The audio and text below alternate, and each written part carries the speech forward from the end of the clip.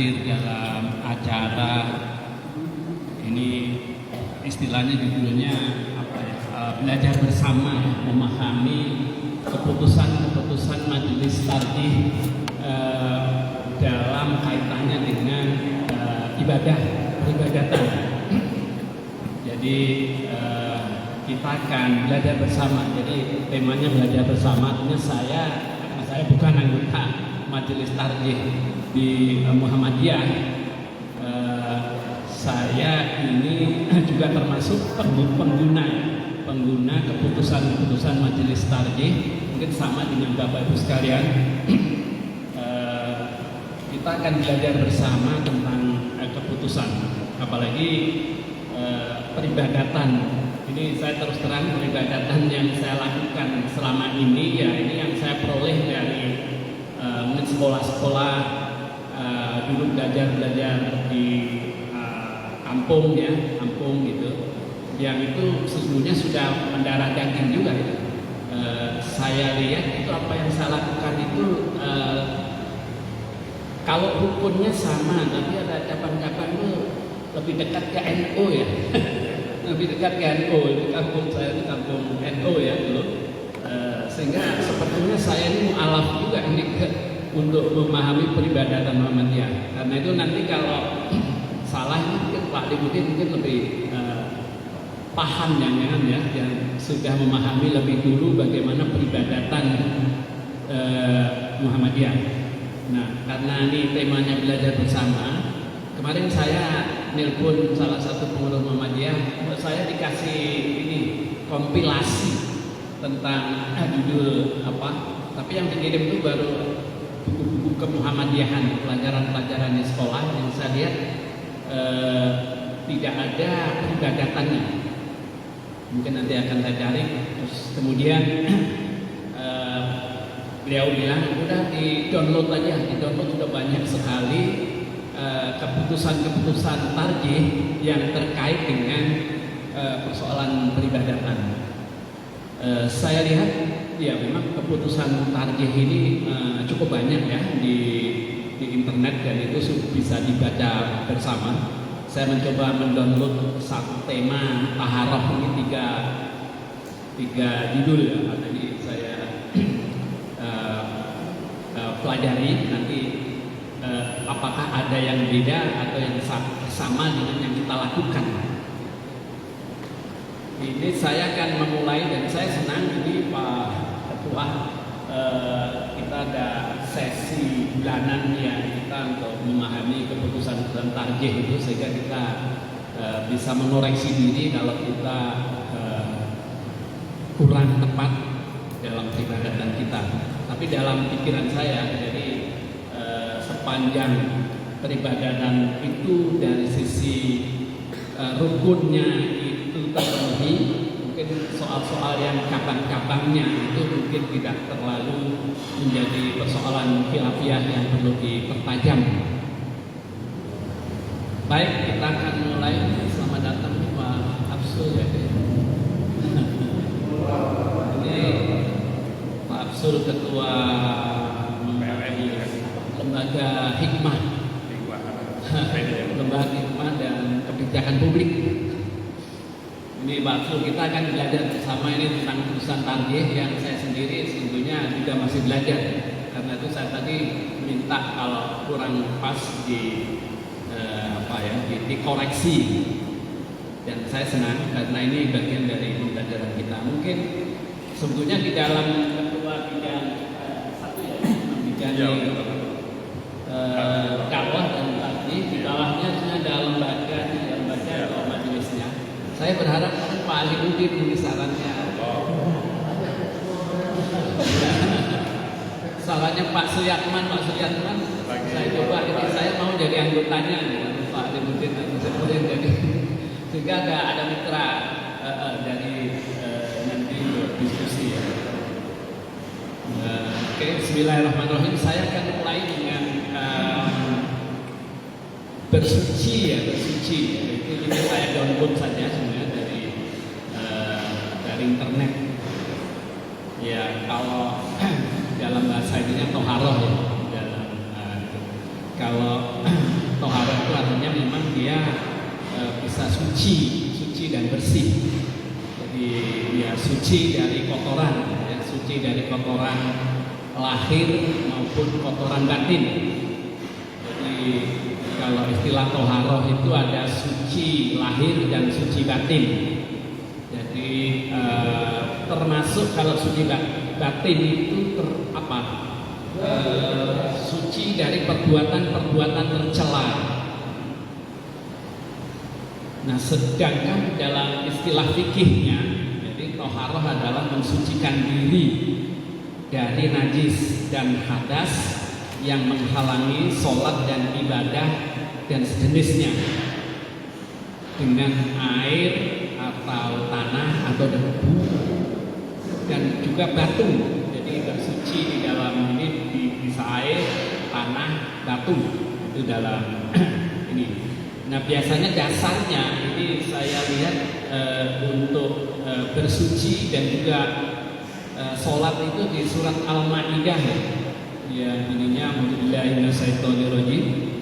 Ya ayyuhalladzina amanu idza qumtum ilas sholati faghsilu wujuhakum wa aydikum ilal marafiq. Jadi sampai situ ya. Wamsahu bi ru'usikum, diusap kepala, wa arjulakum ilal ka'baini, ya, sampai mata kaki. Wa in kuntum junuban fattahharu. Jadi kalau junub harus bersuci.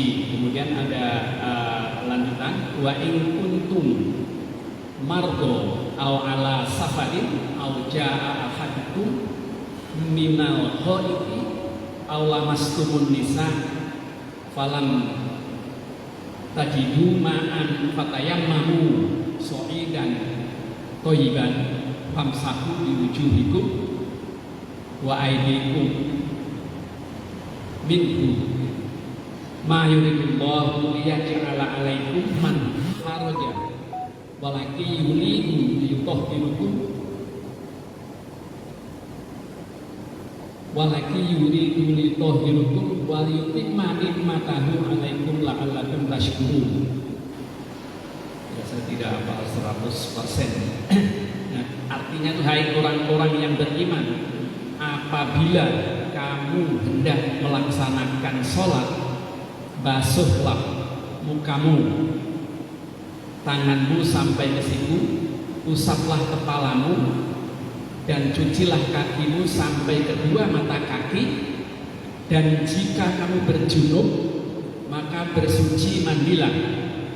Dan jika kamu sakit atau bepergian, atau salah seorang di antara kamu buang air, buang hajat, atau kamu sentuh wanita di dalam makna bersetubuh dan tidak kamu dapati air, maka tayamumlah dengan debu yang suci. Allah tidak menginginkan kesempitan kepadamu, tetapi hendak mensucikan kamu dan menyempurnakan nikmat-Nya kepadamu supaya kamu bersyukur. Kalau saya baca di ayat ini, itu yang wajib di dalam wudu itu tidak hanya 4 ini sebetulnya tadi. Jadi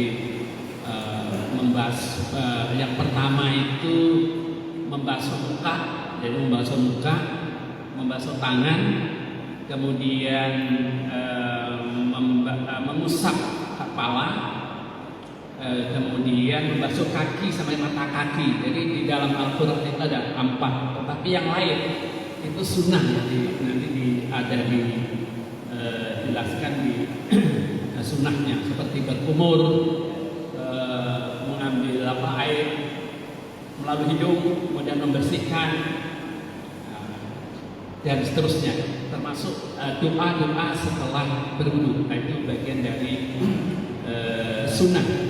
Nah, sekarang kita akan dan kenapa toharoh ini menjadi wajib ya, ini suci ini menjadi wajib ya, karena ini menjadi syarat ya, syarat yang tidak boleh ditinggalkan untuk sholat. Nah, di dalam keterangan di tarjih ini itu ada penjelasan. Itu airnya itu air seperti apa yang bisa untuk wudhu. Jadi sini disebutkan pertama itu disebutnya air mutlak. Jadi air mutlak itu air yang suci lagi mensucikan, seperti air mata air sungai, air zam-zam, air hujan, air salju, air embun, air laut. Ya, ini sama dengan yang saya pelajari, tidak ada bedanya antara semua apakah NU atau Muhammadiyah, sama. Dalil dan ininya sama. Di sini belum ada, tidak ada perbedaannya. Yang kedua air mustakmal, saya kira ini juga sama. Mungkin Bapak Ibu sudah paham. Air mustakmal itu air yang sudah digunakan untuk wudhu. Jadi kalau dulu saya ingat di pondok-pondok itu ada kolam wudhu itu masuk itu sebenarnya itu air mustakmal yang masuk lagi bercampur di dalam kolam itu. Tapi waktu itu ada dalil lainnya, sepanjang air mustakmal itu tidak merubah bau, ya, tidak merubah sifatnya, itu masih boleh. Itu kalau airnya besar. Tapi di sini nanti ini ada penjelasan tersendiri ya. Kemudian air mustakmal itu ada disebutnya itu ada air apa ya, mutanajis, yaitu air yang sudah terkena najis kecuali dalam jumlah yang besar, yakni minimal 2 kulah. Ternyata sama. Jadi kalau ada air yang sudah terkena najis kecuali dalam jumlah besar minimal 2 kulah, berarti mungkin misalnya ada kotoran cicak jatuh gitu ya, mungkin itu masih itu tidak berubah. Nah ini riwayat Tirmidzi dan Nasa'i. Ya, itu 2 kulah itu sekitar 500 liter. Ya, 500 liter. Itu tidak akan tadi ya, ada kotoran kecil yang tidak berubah sifat kemutlakannya, berubah bau, rasa dan warna, itu masih disebut dengan air suci. Lalu air suci tetapi tidak dapat mensucikan, seperti air kelapa, ya, air gula, air teh. Nah ini meskipun banyak tidak boleh untuk berwudu. Air bagaimana dengan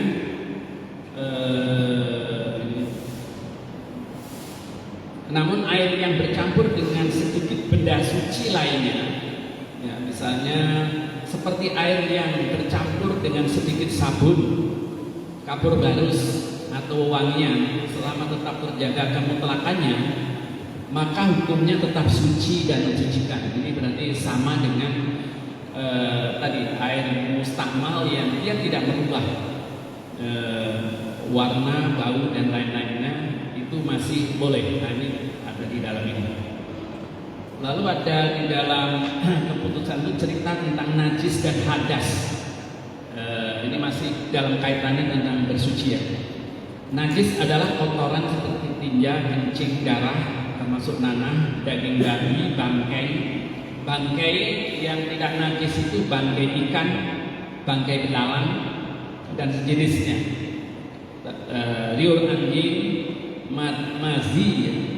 Mazi ini termasuk najis, yakni air yang berwarna putih, cair yang keluar dari kemaluan laki-laki yang biasanya karena syahwat seks, tapi bukan air mani. Ya, dia air yang putih yang agak kental, itu termasuk najis. Dan semacamnya. Inilah kemudian dikenal dengan istilah najis hakiki. Mati tadi, najis ini harus dihilangkan lebih dulu dari badan dan pakaian sebelum melakukan aktivitas taharah selanjutnya. Nah, selain najis hakiki, ini di dalam tarjih juga dikenal pula istilah najis hukmi. atau hadas itu sendiri, yakni sesuatu yang diperbuat oleh anggota badan yang menyebabkan ia terhalang untuk melakukan sholat. Hadas ini ada dua macam, hadas kecil dan hadas besar. Hadas kecil adalah suatu keadaan di mana seorang muslim tidak dapat mengerjakan sholat kecuali dalam keadaan wudu atau tayamum. Yang termasuk hadas kecil adalah buang air besar dan buang air kecil, ada kentut, lalu menyentuh kemaluan tanpa pembatas, dan tidur nyenyak dalam posisi berbaring. Sedangkan ini kan ada di situ ada disebutkan hadis Rasulullah pernah tidur dalam keadaan duduk. Ketika kemudian waktu sholat langsung berdiri, ada sahabat yang nanya, Rasulullah tadi barusan tidur. Kalau tidurnya itu tidak berbaring itu boleh. Jadi duduk, jadi apa ya, pantatnya itu masih duduk, itu dibolehkan. Itu tidak masuk kategori tidur yang membatalkan wudhu. Nah, kalau ini dalil hadis ini juga disebut yang membatal dalil yang tentang wudhu itu terdapat dalam surat Maidah tadi ya, yang saya baca tadi. Jadi kalau tidak maka berwudhulah tadi. Tapi secara umum saja. Tapi di dalam hadis agak ditegaskan, la yuqbalullah sholata ahadikum idza ahdasa hatta yatawaddo. Allah tidak menerima sholat salah seorang kamu bila berhadas sampai dia berwudu. Yang ini tidak ada di dalam Al-Quran tadi ya. Nah, dalam Al-Quran surat Al-Maidah yang tadi saya baca menyebutkan, ini ditegaskan di dalam tarjih ini ada 4 anggota wudu yang wajib dibasuh, khususnya ketika sangat sulit dan terbatasnya air. Mungkin karena kondisi di Mekah ya, mungkin air tidak mudah didapat waktu itu ya, maka tidak ada disunahkan untuk berwudu sesuai dengan sunnah Nabi yang telah dirinci dalam hadis yang makbul. Jadi kalau dalam kesulitan itu hanya 4 tadi yang dibasuh, hanya muka, tangan, kepala, kaki. Tetapi kalau airnya lengkap, maka Nabi juga memberikan tuntunan wudhu yang lengkap, sempurna. Dalam wudhu ini dia ngambil dari hadisnya, ini mutafakun alaih. Ini cerita tentang Utsman ya, bahwasanya Utsman bin Affan, ini ada Arabnya, meminta tempat air lalu berwudu, maka ia membasuh kedua telapak tangannya 3 kali. Dan 3 kali ini ini ajaran sunnah. Kemudian berkumur-kumur dan menyemburkan air dari mulutnya, ini bagian sunnah. Lalu ia membasuh wajahnya 3 kali. Membasuh wajahnya itu wajib, tapi 3 kalinya menjadi sunnah. Kemudian membasuh tangan kanannya sampai siku 3 kali. Wajibnya itu sekali, tambahannya ini menjadi sunnah. Kemudian membasuh yang kiri seperti itu pula, kiri kanannya. Lalu mengusap kepalanya, nah, ini wajib. Kemudian membasuh kaki kanannya sampai kedua mata kaki 3 kali, yang wajib 1 kali. Kemudian kaki kirinya seperti itu pula. Kemudian Utsman berkata, saya melihat Rasulullah berwudu seperti wuduku ini. Nah, ini yang lengkap. Juga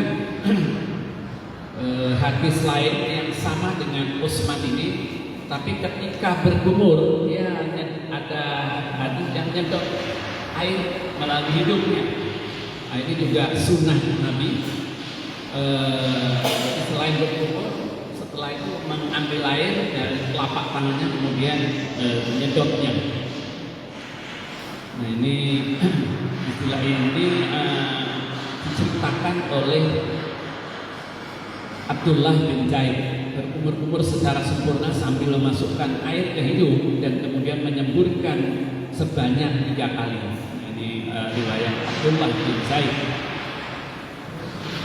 Tapi anjuran untuk berkumur-kumur sampai ke dalam-dalam itu tidak berlaku bagi orang yang sedang berpuasa. Tapi kalau puasa itu tidak dianjurkan untuk berkumur sampai dalam. Mungkin ada berkumur yang dalam bisa ketelan gitu kan. Nah, untuk menjaga kebersihan dan keharuman mulut, Rasulullah SAW juga menganjurkan untuk bersiwak. Mungkin kalau kayu ya pakai kayu Arab gitu di sana. Tapi kalau sekarang mungkin pakai sikat gigi. Tapi ada juga yang masih menggunakan kayu Arab itu. Saya lihat di beberapa tempat mereka punya kayu. Lalu membasuh wajah 3 kali secara merata sambil mengecek ujung bagian kedua mata. Kedua mata yang mungkin di pusat-pusat bagian itu. Saya bayangkannya begitu. Biasanya saya itu ya itu aja, tidak ada ucap-ucap di berkali-kali. Bagi yang berjenggot, harus ini disunahkan sela-sela tangannya membersihkan jenggotnya. Ini riwayat Tirmizi di Ibnu Majah. Lalu membasuh tangan kanan sampai siku 3 kali, kemudian tangan kiri dengan cara yang sama. Dan apabila kalian berwudu maka mulailah dengan tangan kanan. Jadi sunnahnya memulainya dengan tangan kanan. Ya ini sudah secara otomatis kita lakukan karena ya. Lalu mengusap kepala sekaligus dengan telinga cukup 1 kali. Kepala yang dimaksudkan di sini adalah tumbuhnya rambut kepala, bukan rambutnya itu sendiri dan bukan hanya sebagian kepala. Hal ini dasarkan pada hadis Abdullah. Jadi jarinya itu menyentuh kulit pangkalnya ini rambut ya. Jadi bukan rambutnya.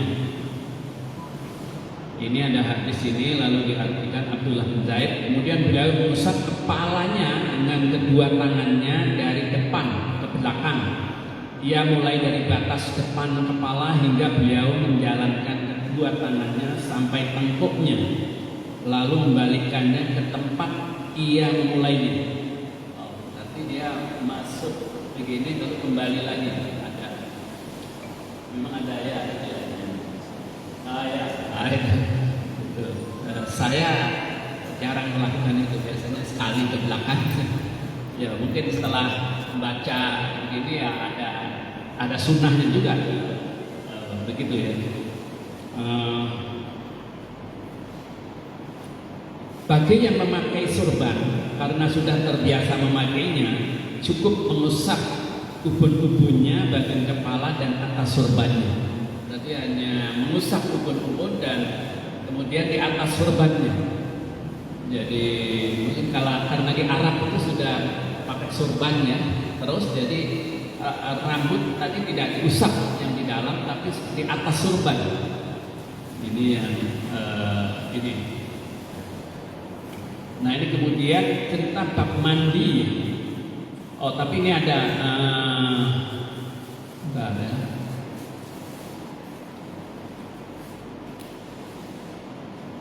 Ada bagian yang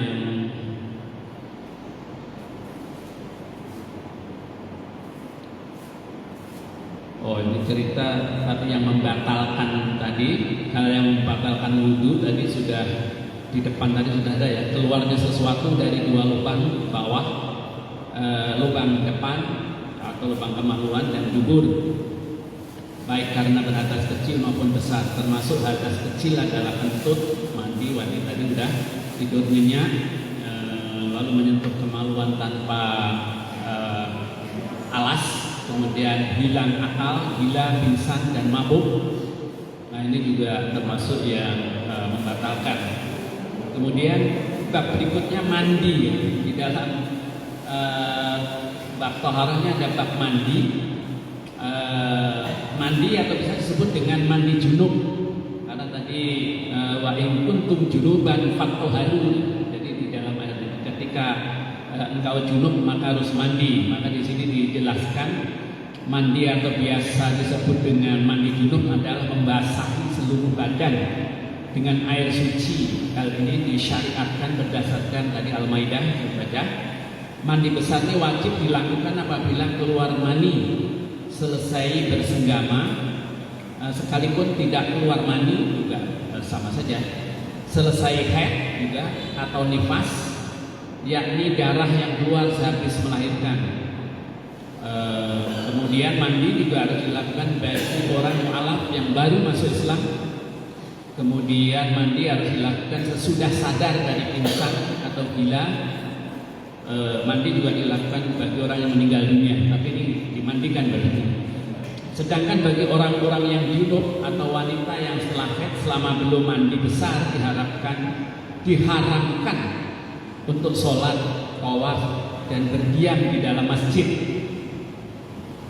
Nah ini yang adapun hal-hal yang disunatkan mandi antaranya adalah ketika hendak menunaikan sholat Jumat, ini juga sunnah, sholat 2 hari raya, atau bagi yang berhaji mulai ketika hendak wukuf di Arafah sesudah memandikan jenazah.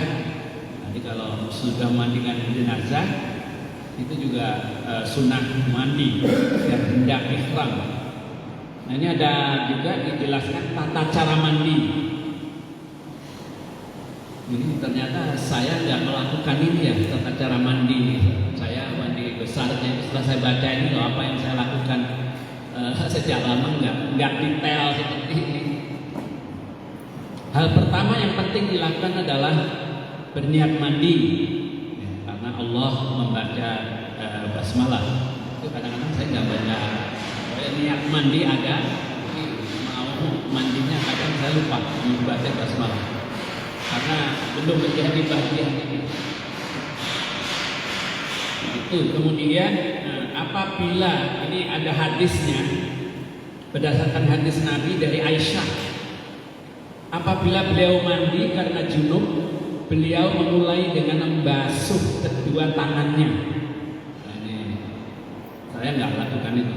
Lalu menuangkan air dengan tangan kanannya ke tangan kirinya, lalu membasuh farjinya. Kemudian beliau berwudu seperti wudunya untuk sholat. Kemudian mengambil air lalu memasukkan jari-jari ke dasar rambut hingga apabila dia sudah merasa bersih, beliau baru menyiramkan air di atas kepalanya dengan 3 siraman. Kemudian beliau meratakan air ke seluruh tubuhnya, lalu membasuh kedua kakinya. Dengan demikian tata cara mandi secara runtut menurut Rasulullah SAW. Kalau tadi hadis tadi yang pertama mencuci kedua tangannya, yang kedua mencuci kemaluan dengan tangan kiri. Setelah itu dituntunkan pula mencuci tangan kiri dengan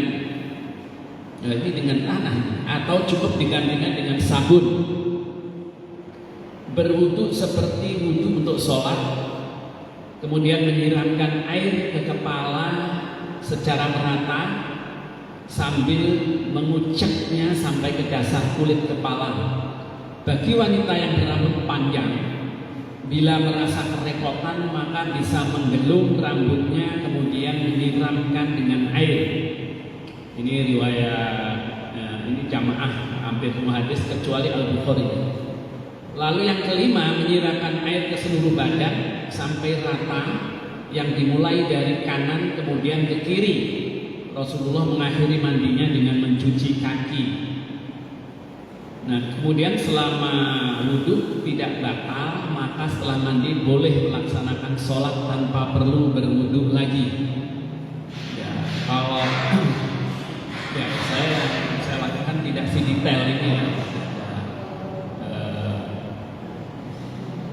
Ya mengucap karena dulu belajarnya tidak sedetail ini. Setelah itu bab tayamum, ya, kalau saya kira bab tayamum di sini tidak terlalu penting untuk di Indonesia ini karena umumnya kecuali ini ada juga nih, bab tayamum bisa dilakukan oleh orang-orang yang sakit dan seterusnya. Tapi saya baca saja secara umum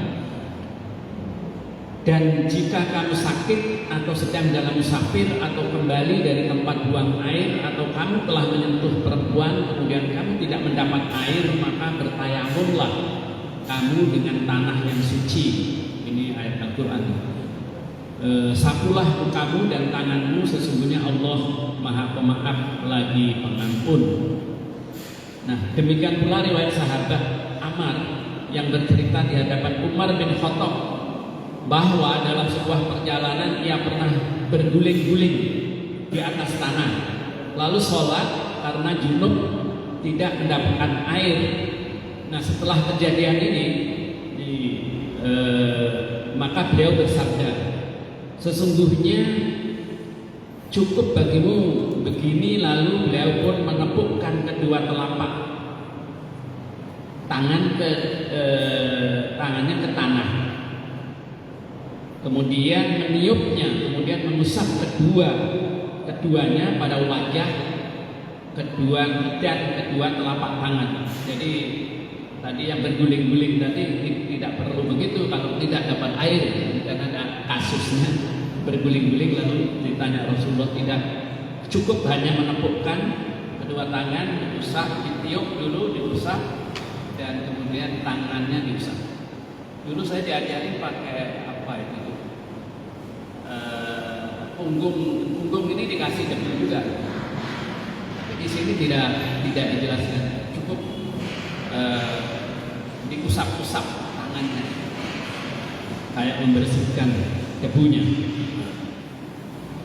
Nah, berdasarkan ini surat ada Quran dan riwayat yang disepakati oleh Bukhari Muslim, bertayamum itu ini ada rukunnya, mengucap basmalah sambil meletakkan kedua telapak tangan, kemudian meniup debu yang menempel dua telapak tangan tersebut, mengusap kedua telapak tangan ke wajah satu kali, kemudian langsung mengusapkan ke tangan kanan, lalu cukup sampai pergelangan telapak tangan masing-masing satu kali. Ini yang dari tarjih ini ya, dipraktekin Pak ini. Iya, itu.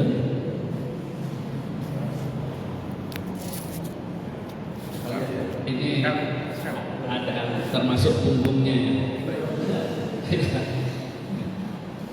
Iya.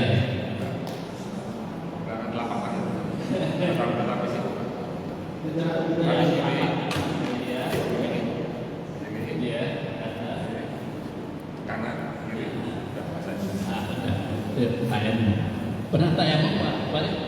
Sering kok di mobil.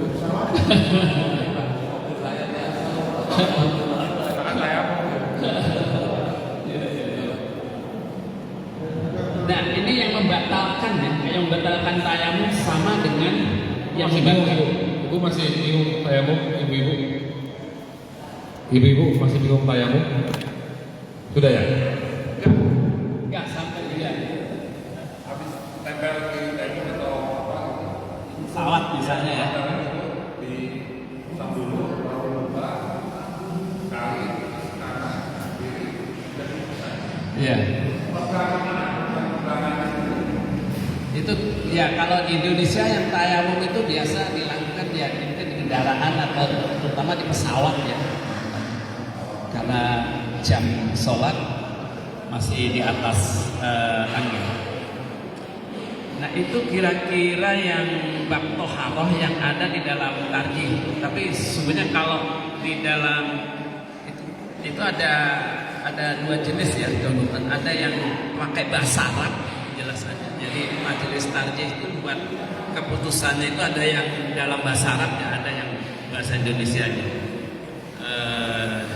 Itu secara ringkas tadi seperti itu. Jadi sebenarnya ada lebih detail riwayat-riwayat itu tidak saya masukkan. Inilah kira-kira bab toharoh.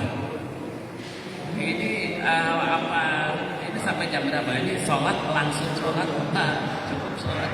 Ya, saya pikir kita nanti mau close kan 3:30 karena persiapan sholat ya, sholat asar. Setengah 3 sorry. Karena asar kan jam 3 ya Pak ya, jam 15 lebih ya sedikit ya. Ya makanya mungkin kita sudah itu ke Toharon, nanti kalau mau tanya jawab monggo, nanti kita pertemuan baru masuk ke sholat gitu. Walaupun sebenarnya bagi yang pernah ikut Darul Arqam, waktu pas musab pertama kita itu sudah dibahas cara tata cara ibadah menurut Razi itu sudah pernah. Nah, cuman mungkin kita mengulang lagi nggak masalah. Ini ilmu kita ulang nanti pertemuan kedua mungkin bisa sholat. Gitu. Untuk itu mungkin kita bisa tanya jawab. Kalau ada yang mau bertanya, mau bapak ibu atau mengoreksi nanti kita buka ini berdasarkan HPT ya Pak ya, buku HPT J1 himpunan putusan tarjih. Jadi kita kan ada 3 HPT. Nanti insya Allah dibahas setiap bulan oleh Pak Imam dan kita mendiskusikannya. Jadi benar-benar kita kafah lah Muhammadiyah secara muamalah dan ibadahnya. Monggo Pak, silakan. Saya pimpin aja moderator. Monggo Pak. Ya, Bapak. Ya, tadi disampaikan bahwa Rasul mengantuk ya waktu duduk, terus kemudian tiba waktu sholat, lanjut sholat, tidak harus berwudu lagi. Kalau berbaring, merem gitu ya, ngantuk sambil berbaring, batal ya tadi ya. Terus kalau sambil bersandar itu kan mirip-mirip, itu termasuk yang boleh lanjut sholat atau batal gitu? Batal ya. Bersandar. Posisi duduk terbuka. Bisa ya? Ya. Itu batal. Batal ya. Batal ya.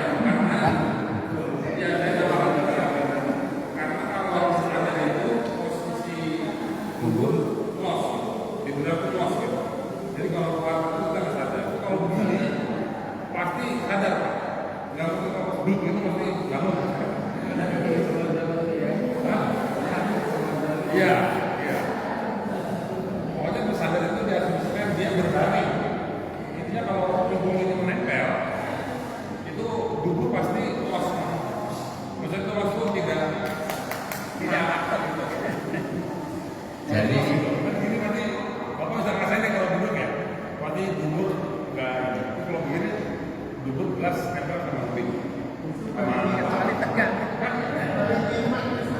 Balik nanti ya. Ya pertanyaannya itu Pak ya? ya, Mana lebih tidak ya? Iya. Intinya sih maksudnya berbaring itu adalah punggung ini menempel pada alat. Jadi bersandar diasumsikan itu sama seperti berbaring. ya. ya itu lebih aman. Jadi clear ya. Lebih aman. Terus yang berikutnya tayamum tadi. Saya pernah dapat pelajaran tayamum itu sampai siku. Yang tadi Pak Arif memperagakan cukup di pergelangan tangan gitu ya. Kira-kira gimana ini? Kalau tadi itu Pak, tapi memang ada beberapa pemahamannya. Kalau pemahaman itu ada sampai situ. Tapi kalau tadi Muhammadiyah, itu cuma pergerakan kanan. Pergerakan telapak kanan. Jadi seperti itu Pak ya. Kalau saya dapat dari maaf ya, kembali dari ini. Kalau memang dari Muhammadiyah saya juga tahu ini, cuma sampai ini. Tapi waktu saya dapat itu dan sampai dari kalangan NU memang kami dapat dari sampai situ gitu Pak. Dari kalangan NU. Mungkin kalau dari Muhammadiyah Itu cara beda aja. Jadi kalau yang disebut Cuma bukan bisa yang apa-apa. yang disebut dengan oleh Arab itu bisa bersih. Iya. Iya. Jadi apa yang dari oleh Bapak tadi itu ada. Iya. Saya tahu tadi kalau redaksinya apa sih pergelangan telapak kanan. Kalau Telapak ini kanan. iya. Telapak apa? Pergelangan. Waktu dulu kita sama Pak Eman, almarhum, gitu. Waktu penjelasan tata ibadah. Mungkin Pak Sabi menambahkan. Ya Pak Yaakob, Pak yang masa duduk tadi duduk Pak. Iya, iya. Tidur sampai duduk dan bersandar. Assalamualaikum warahmatullahi wabarakatuh. Maaf. Mohon maaf tadi saya terlambat karena Iya. ada acara. Ada acara ini. Pembahasan ini sangat menarik ya kalau tentang fikih ibadah. Ya. Cuman saya sih menyarankan aja untuk waktu yang akan datang atau berikutnya itu sebaiknya dipaparkan pendapat-pendapat ulama yang lain, walaupun nanti kita akan merujuk ke tarjih. Kalau sepengetahuan saya, salah satu kitab yang memaparkan semua pendapat para ulama kemudian nanti dia sendiri berpendapat itu fikih sunnahnya Said Sabiq. Ya. Fikih sunnah Said Sabiq. Dia itu dalam kitabnya itu akan memaparkan semua pendapat mazhab yang ada, Syafi'i, Hambali, ya. Tapi di situ nanti dia juga akan berpendapat. Di situ dia juga akan berpendapat. Nah, kalau kita mungkin ditambah dengan diakhiri bagaimana tarjih itu memutuskan, sehingga kita tidak terjebak kepada membenarkan satu pendapat saja. Nah, kalau kita semua tahu itu bahwa ada perbedaan pendapat, maka kita akan menjadi orang yang bijaksana dalam menghadapi atau menyikapi perbedaan itu. Ya. Karena khawatirnya kalau hanya satu saja kitab yang kita baca, tarjih misalkan itu, nanti kita akan menjadi orang yang tidak terbuka terhadap perbedaan pendapat. Ya. Itu kalau menurut saya pendapat saya untuk kedepannya. Walaupun tadi saya sampaikan nanti pada akhirnya kita akan merujuk ke tarjih. Karena ini soal fikih ya, fikih itu fleksibel, banyak ragam pendapat gitu, bahkan tidak cuma 4 imam, lebih dari itu. Nah itu terkupas tuh di dalam kitab fikih sunnah Said Sabiq. Mungkin itu pendapat saya. Nah terus berkaitan dengan hukum-hukum, kalau bisa mohon maaf ya biar rigid itu.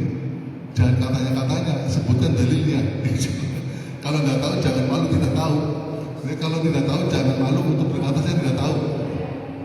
Karena ini masalah hukum fikih ya, masalah hukum agama yang masih harus dilandasi dengan dalil, dan dalil itu harus diucapkan walaupun dibaca gitu ya.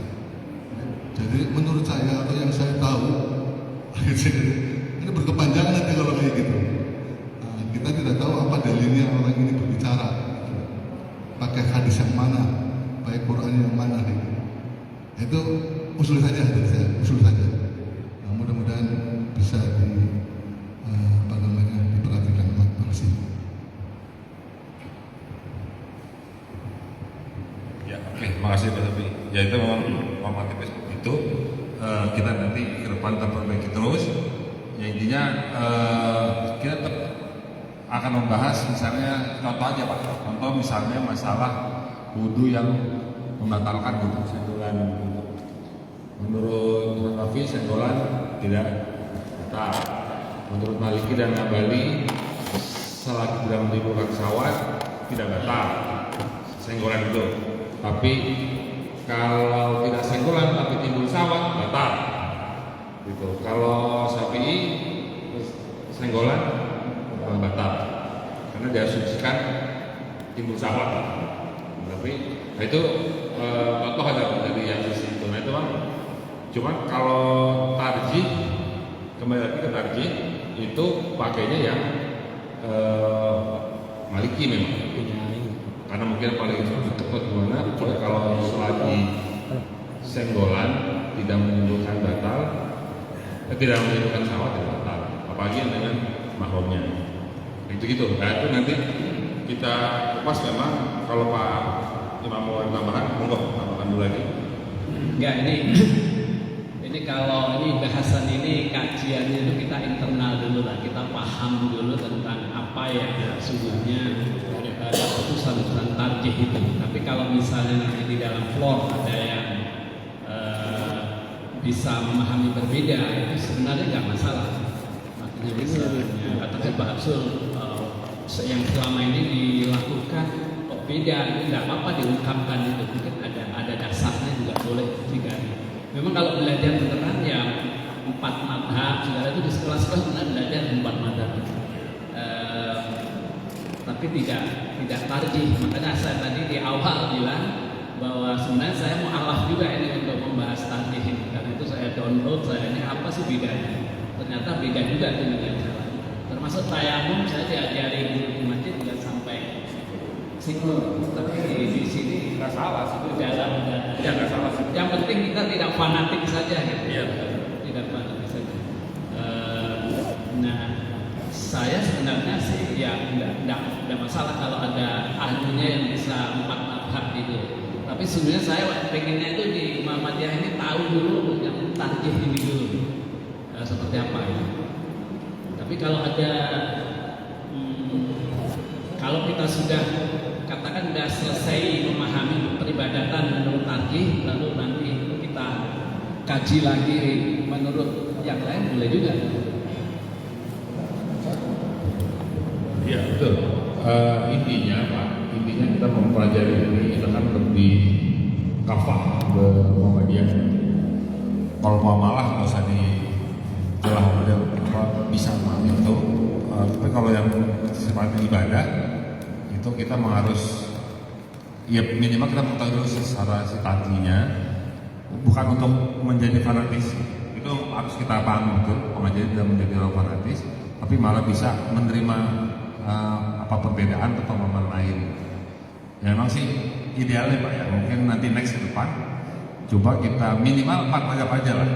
Menurut misalnya bulan itu sholat kalau menurut mazhab Syafi'i, Maliki, Hambali, Hanafi bisa begini, tapi tarjih mengambil Hanafi. Memang saya rata-rata Muhammadiyah ya, tarjihnya itu yang katanya tidak bermazhab itu mengambilnya rata-rata itu kalau Hanafi in Maliki gitu. Nah teman-teman sebelah NU itu di Kira Kuning itu biasa ngambil Syafi'i. Itu apa ininya umumnya. Biarpun Muhammadiyah ada juga yang mengambil Syafi'i, ada di beberapa hukum lain. Ya, tapi minimal kita tidak menjadi fanatik menganggap ini benar itu salah gitu enggak. Kita belajar fikih atau tarjih ini malah untuk kita terbuka yang di sana mungkin tidak salah, tapi mungkin karena kita Muhammadiyah dan tarjih memutuskan ini, yang kita pakai yang ini gitu. Itu aja sih sebenarnya. Kita pakai yang ini bukan yang lain. Monggo Pak. Kita diskusi aja. Terima kasih. Assalamualaikum warahmatullahi wabarakatuh. Kalau saya sih gaya mengaji kita itu ya seperti ini, bukannya dibuktikan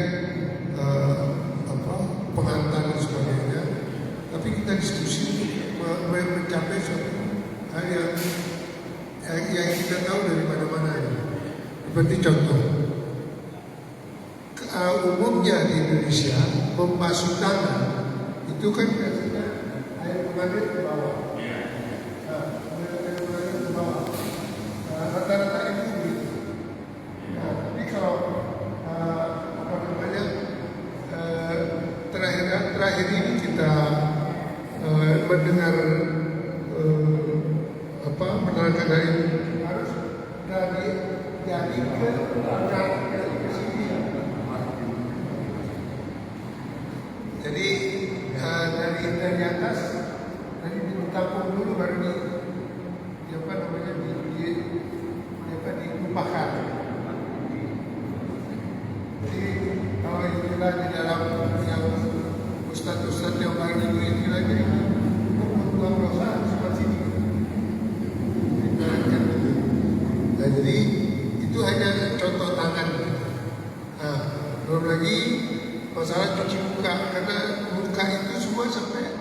kuping juga termasuk di muka. Jadi dibasuh, terus tangan ini untuk mencuci belakang telinga. Nah, jadi teknis-teknisnya sekarang tuh makin apa namanya, makin dilihat sempurna seperti itu. Jadi kalau cuci muka kita dulu kan nampak cuci muka. Jadi yang penting pas. Dari 5 ranting parent sudah ada. Dan ini adalah yang saya ulang lagi, program yang 3 ini adalah program pengajian rutin bulanan ya. Buat bulanan, bagaimana mencipta memahami tarjih. Muhammadiyah itu pembeda dengan lain itu adalah